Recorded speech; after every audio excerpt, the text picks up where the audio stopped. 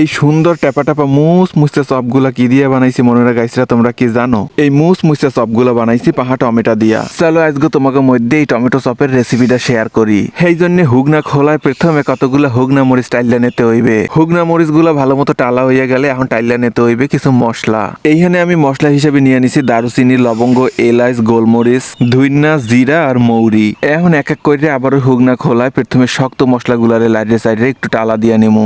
এরপর জিরা, ধুইন্না আর মৌরি দিয়া ভালো মতো টালা দিয়া উড়াইয়া নিমু। এখন ভাজা হুগনা মরিচের লগে এই ভাজা মশলাগুলারে মিশাইয়া পাটা পুতায় ভালোভাবে বাইডা গুঁড়া বানাইয়া নিমু। এখন একটা কড়ের মধ্যে কত্থানি সরিষার তেল দিয়া এর মধ্যে দিয়ে দিতে আসি পেঁয়াজ কুচি। এইখানে কুচাইনা পেঁয়াজের পরিমাণ একটু বেশি হইয়া দিছি, কারণ পেঁয়াজ কুচি বেশি দিলে চপের স্বাদ বহুগুণে বাইরিয়া যায়।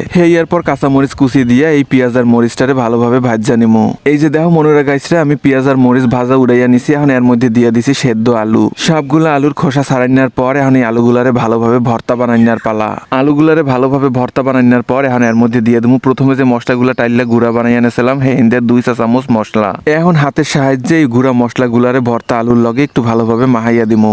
এরপরে স্বাদ মতো লবণ দিয়ে আবার ওই আলু ভর্তা গুলারে একটু মাহাইয়া নিমু। এই যে দেখো মনোরা গাইছরা আমাকে আলু ভর্তা রেডি। এখন আমরা এই চপটা যে জিনিসটা দিয়ে বানামু সেই জিনিসটারে রেডি করিয়া নিছি। তোমরা দেখতেই পাইলা এই টমেটো গুলারে গোল করে একদম ছোট ছোট ভাবে কাটিয়া নিছি।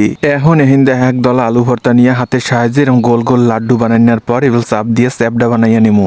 এর উপরে এখন একটা টমেটোর স্লাইস দিয়ে দিমু। এরপর টমেটোর স্লাইসটারে হালকা একটু চাপ দিয়ে ভর্তার ভিতরে ঢুয়াইয়া দিমু। আরো একটু আলু ভর্তা নিয়ে এখন এই টমেটোর স্লাইসটারে এককালে ধামা চাপা দিয়ে ঢাইকা রাখমু, যাতে কেউ এককালে এই টমেটোর স্লাইসটারে খুঁজা না পায়। হাতের সাহায্যে ভালোভাবে চাইপে চাইপে এই চপটার একটু টাইট বানাইয়া নিমু। এতে করে এই চপটা ভাজার সময় খুললে যাইবে না। তো এই যে দেখো কত সহজে আমরা টমেটোর চপগুলারে সব বানাইয়া হালাইছি। এখন এই চপগুলা যাতে বেশ কিছুক্ষণ ড্রাই থাকে সেই জন্য এর উপরে সামান্য পরিমাণে বেসন ছড়াইয়া দিতে আসি। চপগুলারে ভাজার জন্য এখন আমরা একটা বেসনের গোলা রেডি করে নিমু। সেই জন্য একটা বাটির মধ্যে 2 কাপ বেসন নিয়ে নিছি। দিয়ে দিছি স্বাদ মতো লবণ আর 1 টেবিল চামচের মতো হলুদের গুঁড়া। 1 চা চামচ মরিচের গুঁড়া দেওয়ার পর দিয়ে দিছি 1 টেবিল চামচ চাট মশলা। এখন এই বেসনের লগে শুকনা উপকরণগুলারে হাতের সাহায্যে ভালোভাবে মিশাইয়া নিমু। এখন অল্প অল্প কইরা নরমাল পানি দিয়ে ঘন একটা ব্যাটার তৈরি কইরা নিমু। এই যে দেখো ব্যাটারের মিশ্রণটা কত বেশি ঘন হইবে। খুব বেশি ঘনও বানাই না যাইবে না, আবার খুব বেশি পাতলাও বানাই না যাইবে না। এখন এই টমেটোর চপগুলারে ভাজার জন্য চুলায় একটা কড়াই বয়াইয়া দিয়া এর মধ্যে দিয়ে দিছি পরিমাণ মতো তেল। এখন এই টমেটোর চপগুলারে বেসনের মিশ্রণের মধ্যে হালাইয়া এককালে কায়দা মতো চুবাইয়া নিমু। এককালে ডক মতো চুবাইতে হইবে যাতে কোনো পাশ হুগনা না থাকতে যায়। এইদিকে তেলও কিন্তু বেমালা গরম হইয়া গেছে। এখন এই গরম তেলের মধ্যে চুবাইনা চপগুলারে আস্তে আস্তে করে ছাইড়া দিমু। এই চপগুলা ভাজার আগে কিন্তু তেলহানিরে অবশ্যই পর্যাপ্ত পরিমাণে গরম বানাইয়া নিতে হইবে। তেল যদি পর্যাপ্ত গরম না হয় সেই ক্ষেত্রে কিন্তু চপের ভিতরে তেল ঢুকে যাইবে আর ভিতরের আলুটা অনেক বেশি নরম হইয়া গইলা যাইবে। প্রথমে তেলটারে বেশি পরিমাণে গরম বানাইয়া কিন্তু চুলার জাল কমাইয়া দিতে হইবে।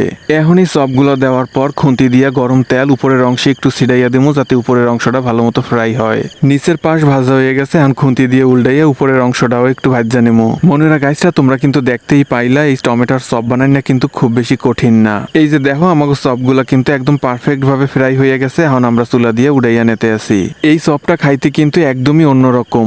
উপরে ঝাল ঝাল আর ভিতরে টমেটোর টক মিষ্টি স্বাদ।